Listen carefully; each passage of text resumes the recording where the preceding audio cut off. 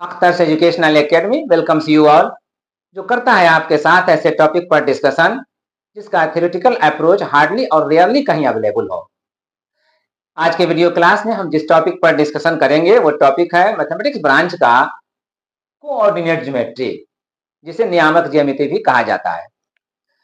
नियामक ज्यामिति हो या कोऑर्डिनेट ज्योमेट्री हो, पहले हम इसके डिफिनेशन को समझते हैं और फिर इसमें क्या है करने को, किस तरह से वर्क करते हैं उसको समझते हैं। डिफिनेशन है यहाँ पर, the branch of mathematics in which we study geometry with the help of algebra, यानी गणित की वह शाखा जिसमें हम ज्यामिति को बीजगणित की सहायता से अध्ययन करते हैं। दो बातें यहाँ पर नोटिस करने के लायक हैं जो यहाँ पर मैंने अंडरलाइन कर रखा है। नंबर एक, इस ब्रांच में, मैथमेटिक्स के इस ब्रांच में जो कोऑर्डिनेट ज्योमेट्री कहलाता है, इसमें हम क्या करते हैं? ज्योमेट्री का स्टडी करते हैं। जी, ज्योमेट्री का स्टडी करते हैं। ये पॉइंट एक हुआ जिसको हमने अंडरलाइन किया है। दूसरा पॉइंट क्या है? With the help of algebra, algebra के हेल्प से करते हैं। जी, ज्योमेट्री का हम स्टडी तो करते ही हैं, लेकिन अलजेब्रा के हेल्प से करते हैं। अब अलजेब्रा में क्या होता है? अलजेब्रा में जो होता है उसमें मोटा मोटी बात ये जान लीजिए कि हम नंबरों को प्लस और माइनस साइन के साथ दर्शाते हैं और उसके बाद हम मैथमेटिकल ऑपरेशन करते हैं। ठीक है, बस इतना ही जान लीजिए। अब मैथमेटिकल ऑपरेशन का मतलब यह हुआ कि गणितीय संक्रियाएं, जैसे जोड़ना हो, घटाना हो, भाग करना हो, गुणा करना हो, जो भी हो, तो ऐसी क्रियाएं करते हैं, हम ऐसे प्रोसेस करते हैं। तो मैथमेटिकल ब्रांच में हम ज्योमेट्री को स्टडी करते हैं with the help of algebra, algebra के हेल्प से करते हैं। तो अब हम यहाँ भी अंडरलाइन किए हुए हैं, ज्यामिति को बीजगणित की सहायता से अध्ययन करते हैं। तो ज्योमेट्री को ज्यामिति कहते हैं, ठीक है, और बीजगणित को हम लोग अलजेब्रा कहते हैं, या अलजेब्रा को बीजगणित कहते हैं। तो जिस तरह से यहाँ पर अंडरलाइन कर रखा है इंग्लिश में, वैसे ही हम हिंदी के डिफिनेशन में भी यहाँ पर अंडरलाइन किया है मैंने, ज्यामिति को बीजगणित की सहायता से अध्ययन करते हैं। तो ये हमारे लिए रिमार्केबल पॉइंट हो गया कि बस हमें इन्हीं दोनों बातों पर फोकस करना है। अब हम इसको प्रोसीड करेंगे, इस डिफिनेशन के हेल्प से हम प्रोसीड करेंगे। प्रोसीड करने के लिए हमें दो पर्टिकुलर लाइन चाहिए, स्पेशल लाइन चाहिए।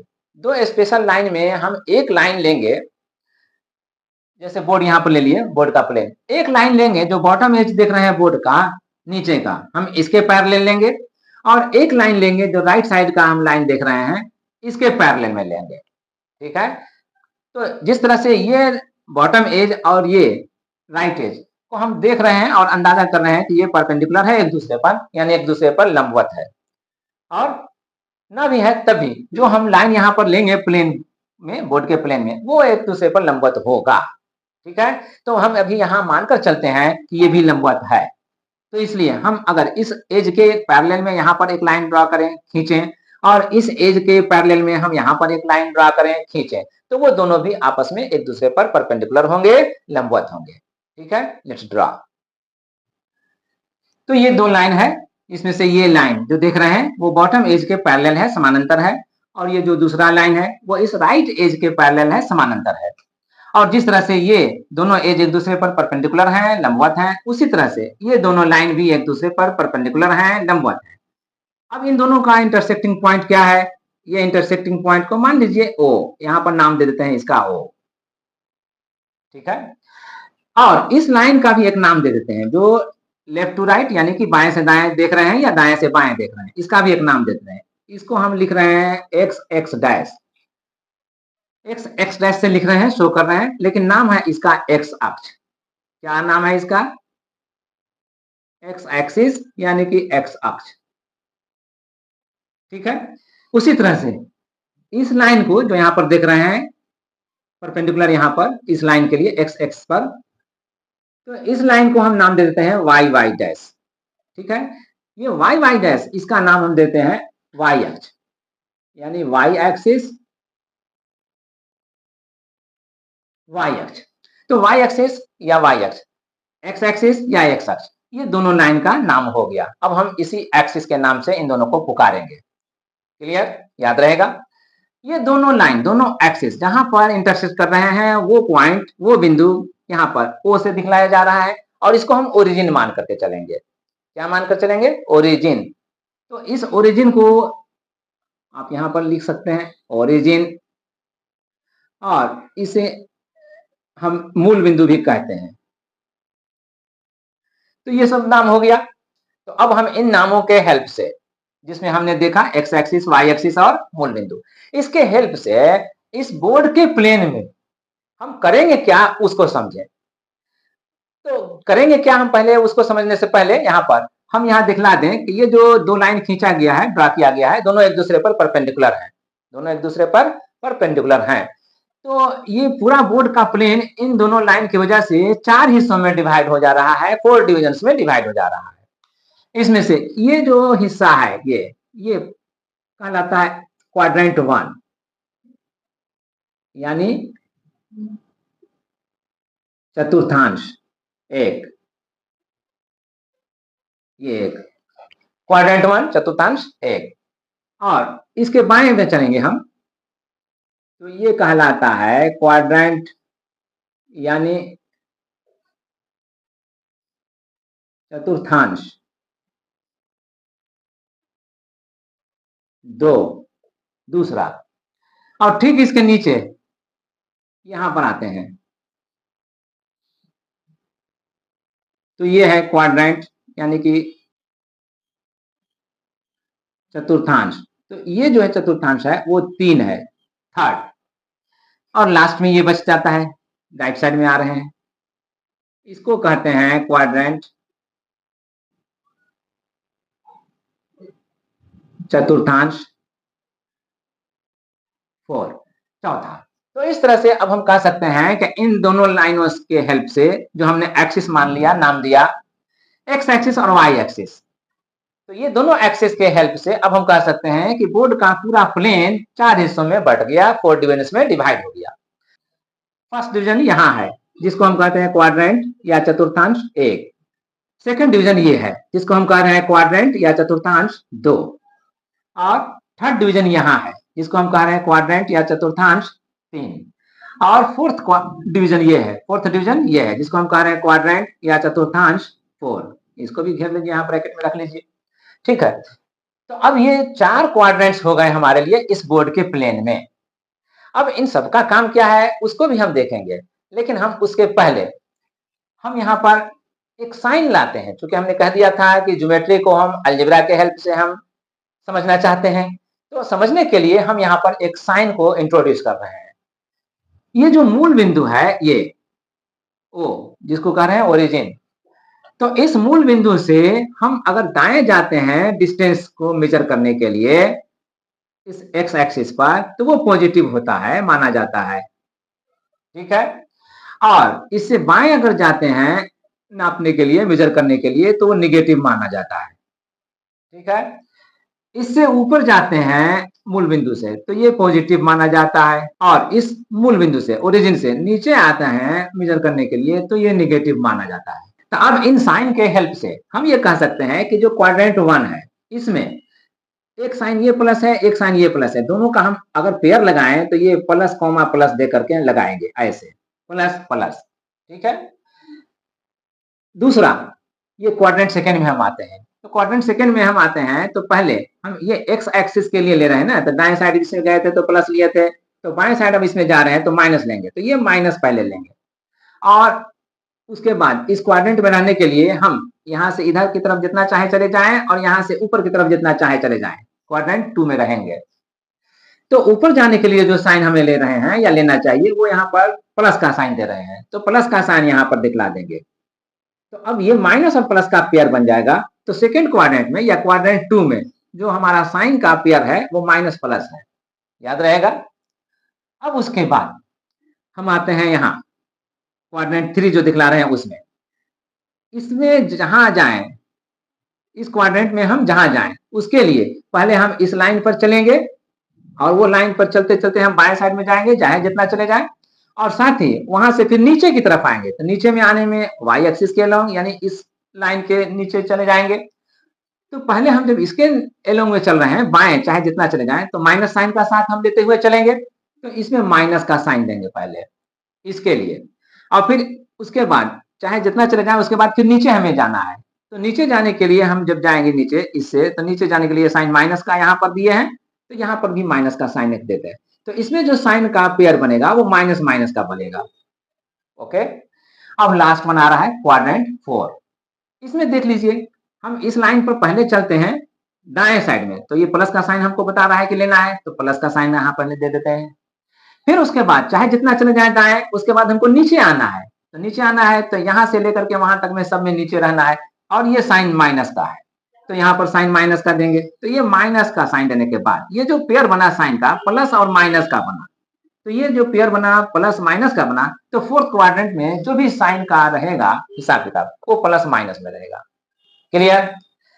अब इन सबों को हमने समझ लिया, डिफाइन कर लिया। अब हम इससे पर्पस कौन सा फुलफिल करते हैं उसको जाने, और यही मेन कंटेंट है इस कोऑर्डिनेट ज्योमेट्री का। ठीक है, पर्पस जो हमारा होगा, हम इसमें जो पर्पस फुलफिल करेंगे वो ये होगा। हमसे अगर कोई क्वेश्चन करे कि इस बोर्ड के प्लेन में मान लीजिए एक पॉइंट ये है, तो बताइए इसका पोजीशन क्या है। उसी तरह से यहां पर एक पॉइंट है, तो बताइए इसका पोजीशन क्या है। उसी तरह से यहां पर कोई पॉइंट है, तो बताइए इसका पोजीशन क्या है। उसी तरह से यहां कोई पॉइंट है, तो बताइए इसका पोजीशन क्या है। पोजीशन बताना यानी कि स्थिति को बताना, कहां पर ये पॉइंट है, इसके पोजीशन को जानना। अब पोजीशन को जानने के लिए हम यहाँ पर एक सिंपल सा एग्जांपल लेते हैं। पहले एक पॉइंट लेंगे, ठीक है। अब उससे पहले कि हम वो एक पॉइंट लें, इसे हम इरेज करते हैं। मान लीजिए हमने यहाँ पर एक पॉइंट ले लिया, इसको इरेज करने से अच्छा है अभी इसको रहने दिया जाए रेफरेंस लेने के लिए, और यहाँ पर एक न्यू डायग्राम बना दिया। अब इस डायग्राम में यही एक्स एक्सिस है और यही वाई एक्सिस है, तो इससे भी ये प्लेन जो है बोर्ड का प्लेन 4 हिस्सों में तो बट ही जा रहा है। उन 4 हिस्सों में ये फर्स्ट पार्ट है, ये सेकंड पार्ट है, ये थर्ड पार्ट है, ये फोर्थ पार्ट है। हमेशा ही पार्ट को जब हम डिवाइड करते हैं, काउंट करते हैं, तो एंटी क्लॉकवाइज डायरेक्शन में करते हैं, क्लॉकवाइज डायरेक्शन में नहीं करते। क्लॉकवाइज डायरेक्शन किसको कहते हैं? क्लॉकवाइज डायरेक्शन कहते हैं जिस डायरेक्शन में घड़ी की सुई चलती है। जिस डायरेक्शन में घड़ी की सुई चलती है उसको हम कहते हैं क्लॉकवाइज। तो उस डायरेक्शन में हम यहाँ पर नहीं चलते हैं, पार्ट्स का नेम हम नहीं देते हैं, उसके अपोजिट देते हैं, तो उसको एंटी क्लॉकवाइज कहते हैं। तो एंटी क्लॉकवाइज यहाँ हम नाम देंगे। तो ये क्वाड्रेंट 1 हो रहा है, और इधर से इधर जाएंगे एंटी क्लॉकवाइज के लिए, ये क्वाड्रेंट 2 हो जाएगा, और फिर इधर से इधर आएंगे तो ये क्वाड्रेंट 3 हो जाएगा, और इधर से फिर इधर आएंगे तो ये क्वाड्रेंट 4 हो जाएगा। तो इनको नेमिंग करने के बाद, अब इनको नेमिंग करने के बाद समझ लिया, यही चीज वहां भी था। ये क्वाड्रेंट 1 था, ये क्वाड्रेंट 2 है, और ये क्वाड्रेंट 3 और ये क्वाड्रेंट 4, यही था, है भी। तो यही चीज यहाँ पर भी है वैलिड। अब हमको ये पॉइंट जो दिखला रहे हैं यहाँ पर एज एग्जाम्पल, हमें इसकी पोजीशन को बताना है। पोजीशन को बताने के लिए हम इन दोनों एक्सिस का हेल्प लेते हैं। इन दोनों एक्सिस का हेल्प हम किस तरह से लेते हैं कि पहले हम इस पॉइंट को देखते हैं कि इस लाइन से कितना डिस्टेंस दूर है। तो इस लाइन से कितना डिस्टेंस दूर है, इसके लिए ज्योमेट्री हमें ये बताती है, ज्योमेट्री हमें ये बताती है कि किसी भी पॉइंट का किसी भी लाइन से अगर दूरी को मेजर करना हो, तो उसके लिए आप वहां से परपेंडिकुलर ड्रा कर दीजिए लाइन पर। तो परपेंडिकुलर का लेंथ ही उसका एक्चुअल डिस्टेंस होता है, उसकी असल दूरी होती है। तो यहां से इस लाइन पर हम परपेंडिकुलर ड्रा करेंगे। मान लीजिए परपेंडिकुलर ये ऐसे ड्रा करने से ऐसे यहां पर आता है ये परपेंडिकुलर। तो अब हम इसका लेंथ मेजर करेंगे, ठीक है। तो इसका लेंथ मेजर करने से मान लीजिए लेंथ भी आता है 3 सेंटीमीटर आया, ठीक है।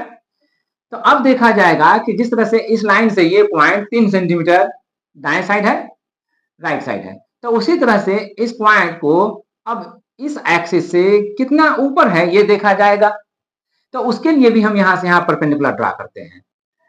परपेंडिकुलर ड्रा कर लिया, और मान लीजिए कि ये, तो अब इस परपेंडिकुलर का लेंथ कितना है ये मेजर किया जाएगा। मान लीजिए कि ये 5 सेंटीमीटर होता है, ठीक है। तो अब इस पॉइंट का पोजीशन क्या होगा ये बताने के लिए हम इस लाइन का और इस लाइन का हेल्प लिए, और ये बता रहे हैं कि y एक्सिस से ये पॉइंट 3 सेंटीमीटर दाएं है और x एक्सिस से 5 सेंटीमीटर ऊपर है, ठीक है। तो ये 3 सेंटीमीटर दाएं है और ये 5 सेंटीमीटर ऊपर है।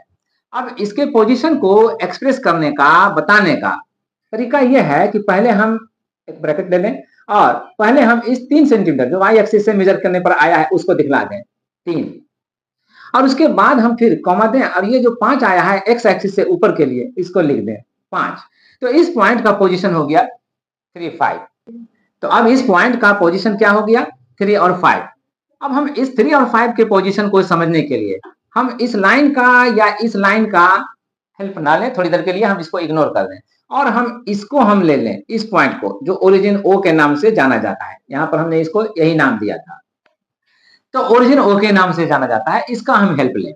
तो अगर हम हेल्प लें तो यहाँ से इस पॉइंट तक पहुंचने के लिए हम इन दोनों लाइन के रेस्पेक्ट में हम कंसिडर करेंगे।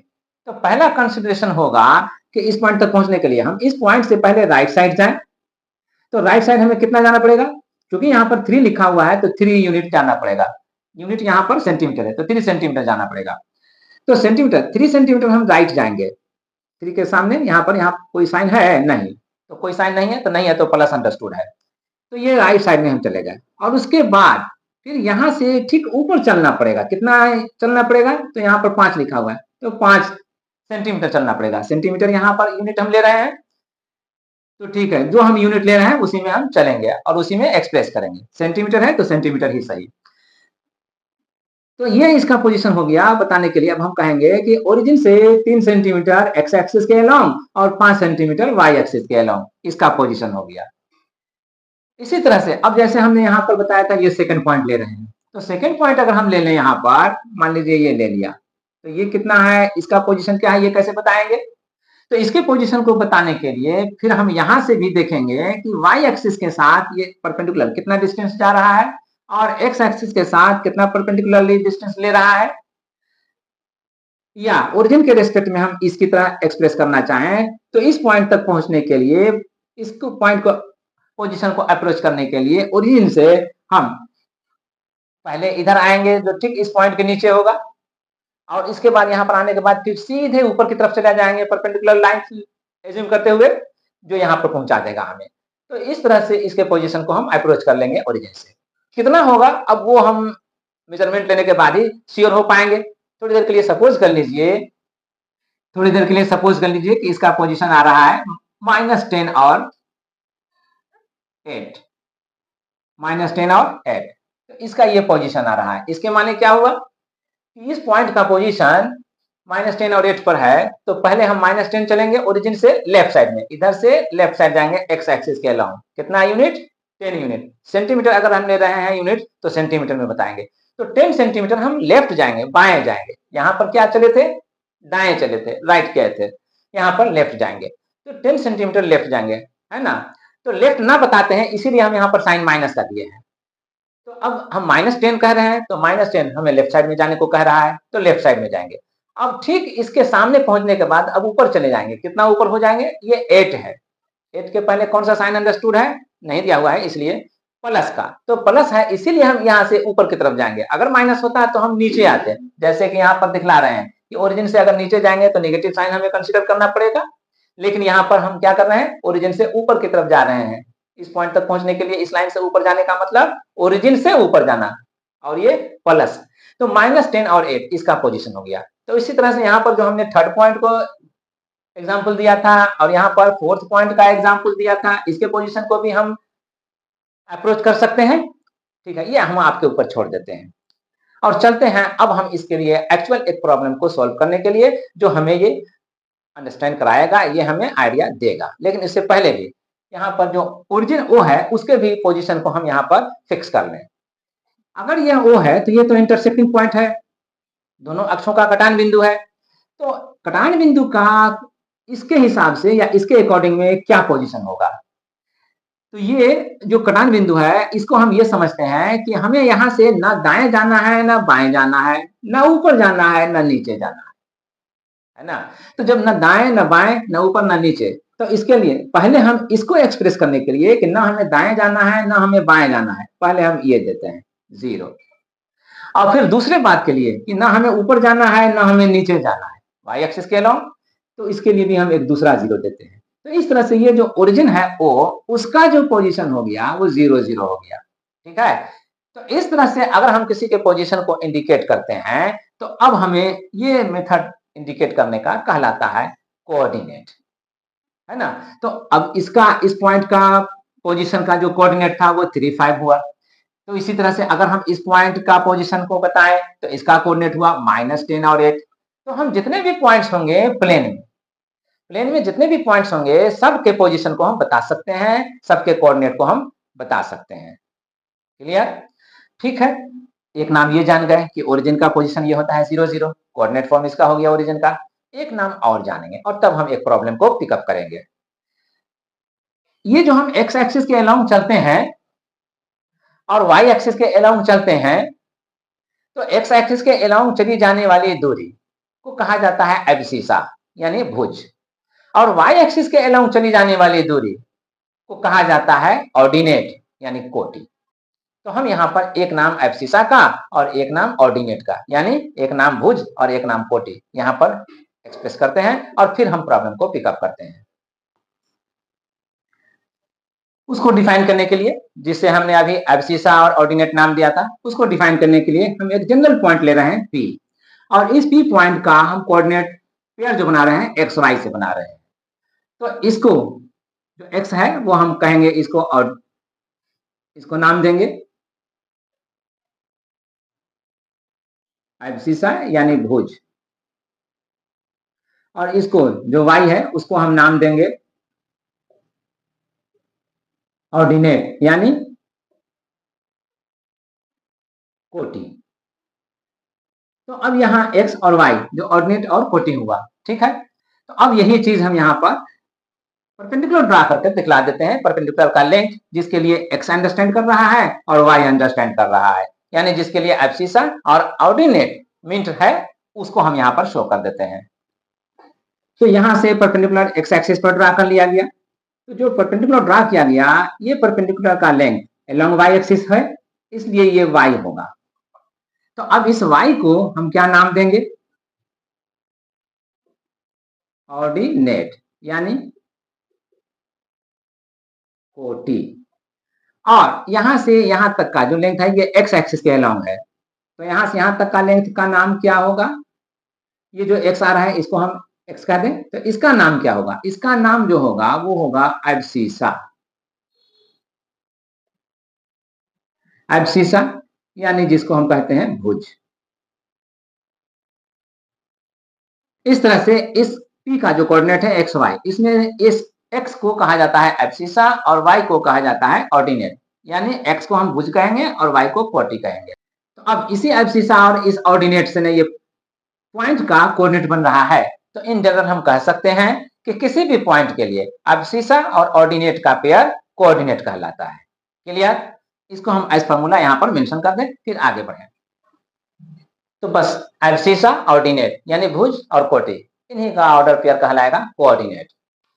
इस तरह से कोऑर्डिनेट ज्योमेट्री में जितने भी टर्म्स हो सकते हैं उन सबको हमने यहाँ पर जाना समझा। अब इनका यूज मैथमेटिकल प्रॉब्लम्स को जो कोऑर्डिनेट ज्योमेट्री पर बेस्ड होते हैं उनको सोल्व करने में किस तरह किया जाता है ये क्लियर होगा अगर हम कोई प्रॉब्लम, एक दो प्रॉब्लम लेकर के वर्कआउट कर लें। तो let us proceed towards problems. Problem ये है, प्रॉब्लम नंबर 1 के नाम पर, in the figure shown right the following, दिए गए चित्र में निम्नलिखित का उत्तर दें। फिगर ये है, चित्र ये है। अब इसको देखना है, समझना है और उसके बाद यहाँ पर जो क्वेश्चंस हैं उसको हमें आंसर करना है। जैसे पार्ट 1 है question, the coordinate of B and C, ये हमें बताना है, लिखना है बी और सी का कोऑर्डिनेट क्या होगा, यानी बी और सी का नियामक क्या है ये हमें लिखना है। पॉइंट नंबर 2 का, पार्ट नंबर 2 का क्वेश्चन ये है, the point identified by the Cartesian coordinate -3 -5, यानी जो बिंदु का नाम बताना है, बिंदु का नाम बताइए जिसका कार्टीय नियामक -3 -5 है। कार्टेशियन कोऑर्डिनेट या कार्तीय नियामक एक्चुअली फुल नेम है जो हम लोग कोऑर्डिनेट जान रहे हैं उसका। तो कोऑर्डिनेट पेयर का जो ये है यहाँ पर, इसका फुल नेम कार्टेशियन कोऑर्डिनेट है, ठीक है, कार्तीय नियामक है। तो अब हमें ये बताना है कि ये -3 -5 इस फिगर में किस पॉइंट का कोऑर्डिनेट है, तो पॉइंट का नाम बताना है। और थर्ड पार्ट में the abscissa of D and the ordinate of H, जो पॉइंट हम डी और एच देख रहे हैं, जहां पर पॉइंट डी है और जहां पर एच है, उस डी वाले में हमें क्या बताना है? एब्सिसा यानी डी का भुज बताना है, और एच के लिए कोटि बताना है, एच की कोटि क्या है ये बताना है। अब हम इसे वन बाय वन आंसर तो करेंगे, लेकिन सबसे पहले हम करते हैं पार्ट 3 का आंसर।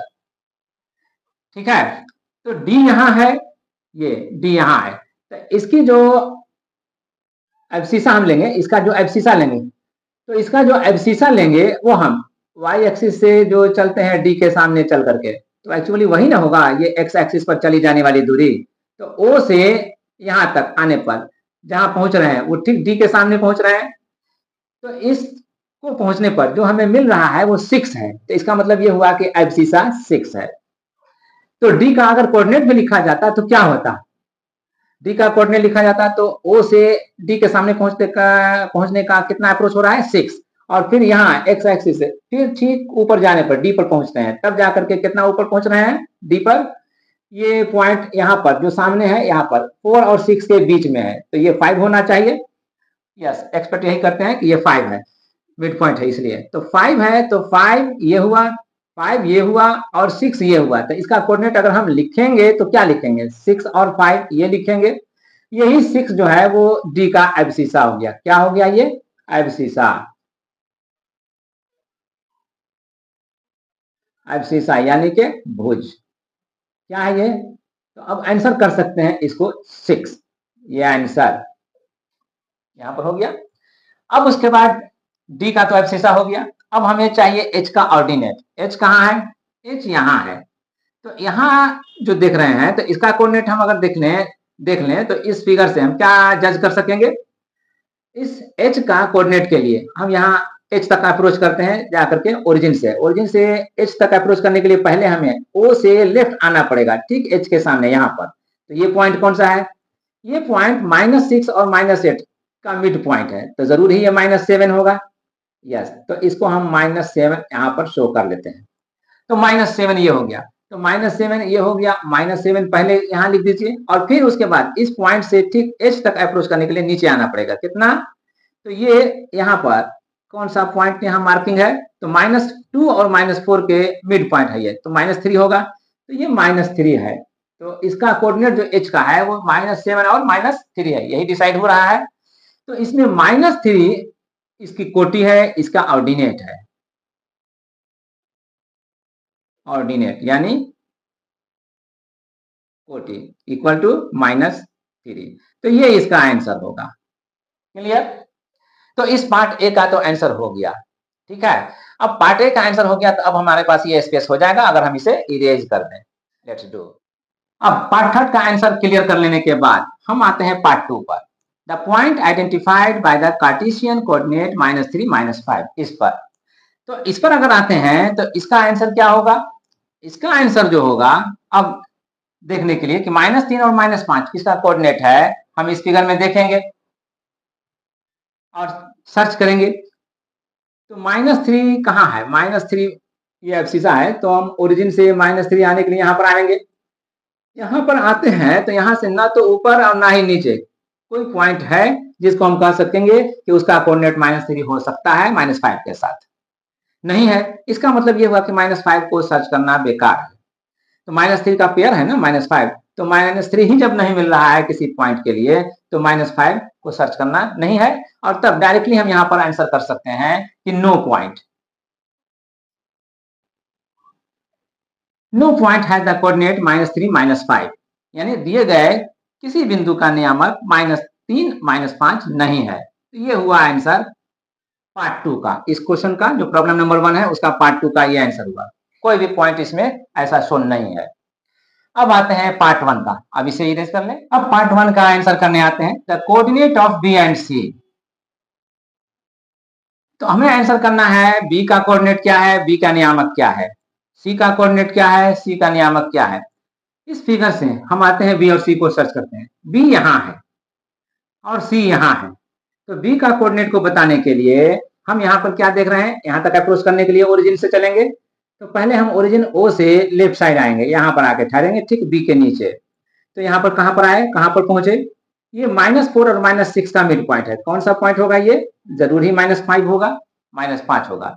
तो ठीक है, -5 है ये। अब यहाँ से ऊपर की तरफ जा रहे हैं, कहाँ पहुंच रहे हैं ये, तो जहां पहुंच रहे हैं ठीक ये इस पॉइंट के सामने है, जो पॉइंट 4 और 6 इन दोनों के बीच में है, यानी मिड पॉइंट है।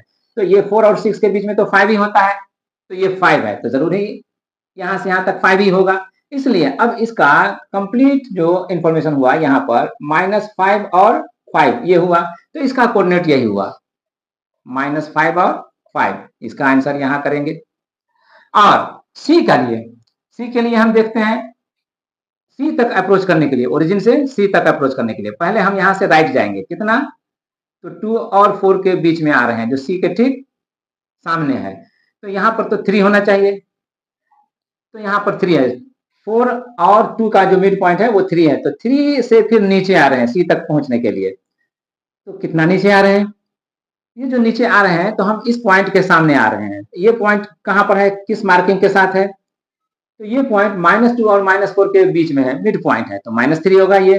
इसका माने ये हुआ कि सी का जो कोऑर्डिनेट बन सकता है वो यहाँ से यहाँ तक 3 ले रहे हैं एब्सिसा, और -3 हम लेंगे ऑर्डिनेट, तो 3 और -3 हो गया उसका कोऑर्डिनेट।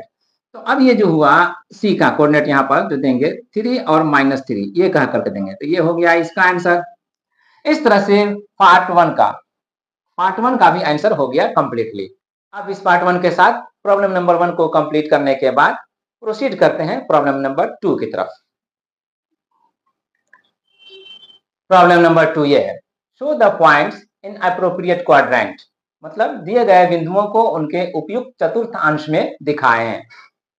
पॉइंट कौन है, P 2 3 Q -3 2 R -4 -2 S 1 -3 T 6 0।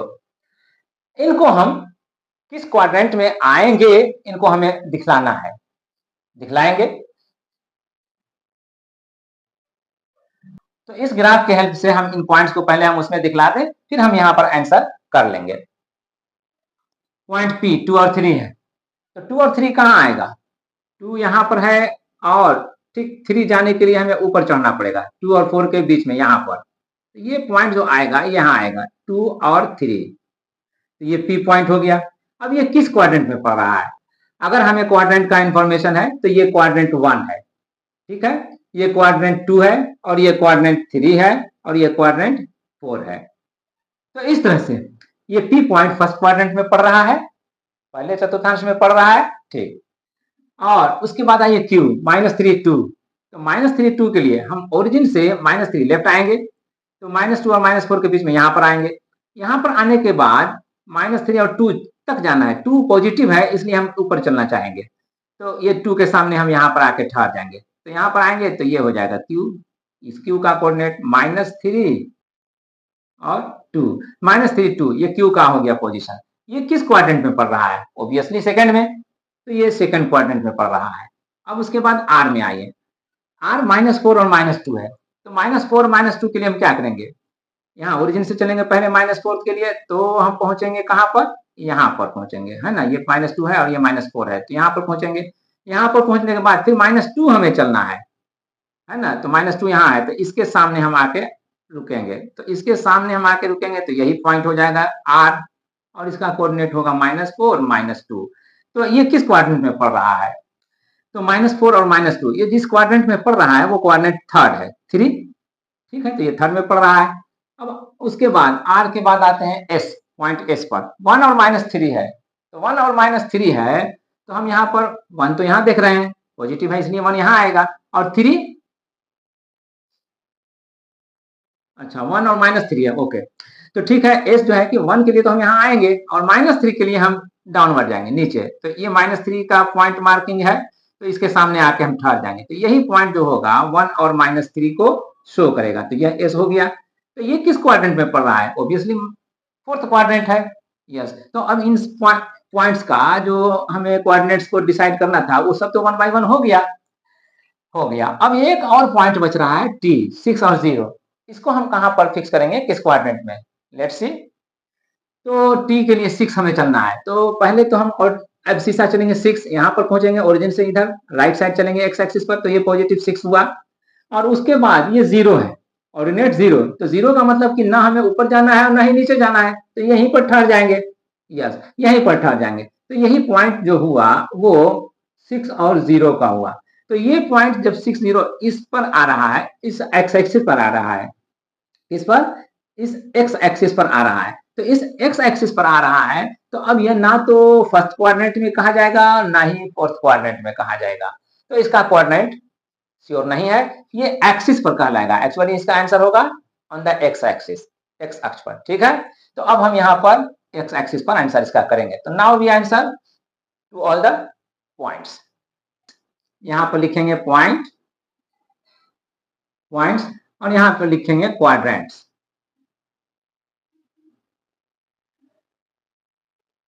यानी इसको हम बिंदु कहेंगे और इसको हम चतुर्थांश कहेंगे,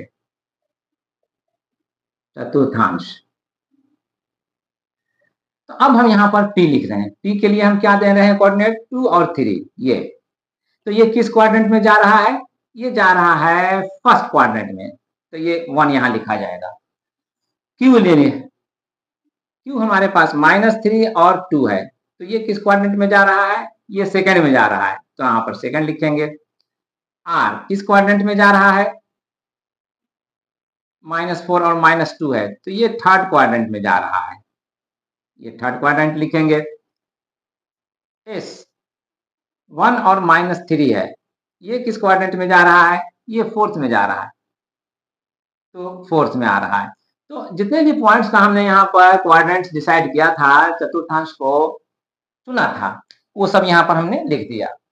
अब इसके बाद एक पॉइंट जो बच रहा है T, तो ये T तो किसी क्वाड्रेंट में है नहीं, वो एक्स अक्ष पर है, एक्स एक्सिस पर है, तो इसका हम स्पेशली यहीं पर आंसर कर देते हैं।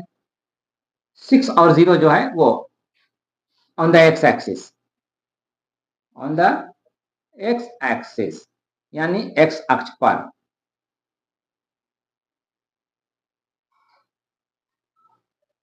तो इसके साथ ये जो हमने प्रॉब्लम लिया था, प्रॉब्लम नंबर 2, अब इन आंसर्स के साथ ये कंप्लीट हुआ, ओवर हुआ, और हम यहाँ पर आंसर कर करके इसे ओवर कर रहे हैं